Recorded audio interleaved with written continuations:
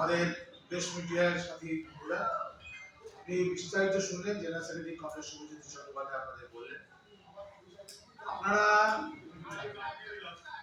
এই যে প্রাইভেট হয়ে যাওয়ার ব্যাপারটা নিয়ে হয়তো আপনারা এয়ারলাইন্সে এখনো কিছুটা গন্ডগোলটা রয়ে গেছে।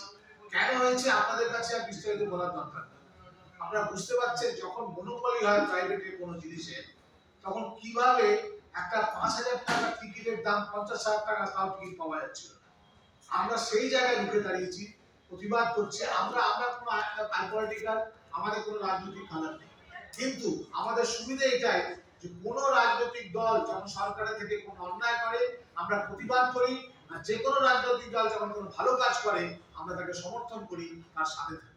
এই ভালো কাজের জন্যই আমরা যত সরকারের প্রকল্পগুলো রয়েছে, সে কন্যাশ্রী হোক, জনগণ হোক, আবাস যোজনা হোক, কিছু হোক, আমাদের সরকারি ব্যাংক, আমাদের স্টেট ব্যাংক ছাড়া যা সরকারি ব্যাংক, তারা ঝাঁপিয়ে পড়ি এবং সেইভাবে আমরা দাঁড়িয়ে কাজ করি।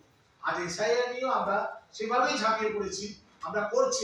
আমাদের কিন্তু আমরা জানেন না হয়তো যে কি অবস্থা যারা আছে, তারা বন্দির মতন কাজ করছে, তবুও আমরা করছি যে যদি এটা ভালো হয়, যদি দেশের কিছু করা যায় দেশের জন্য। আমরা যখন করোনার সময় আমরা বহু সাথীকে হারিয়েছি, বহু সাথীকে। আমি তার ডেড বডি নেওয়ার মতো লোকের আমরা গেছি পাশে, কিন্তু ডেড বডি ডাক্তাররাও কিন্তু তখন যারা মারা যাওয়ার পরে ফাঁসি যাওয়ার লোক ছিল, তখন আমরা দাঁড়িয়েছি। আপনারা জানেন নোটবন্দি কি হয়েছে, করোনার সময় কি হয়েছে, এইসব নিয়ে কিন্তু আমরা রুখে দাঁড়িয়েছি। আমরা চাই যে আপনাদের সমর্থন, যে এই দেশটা আমাদের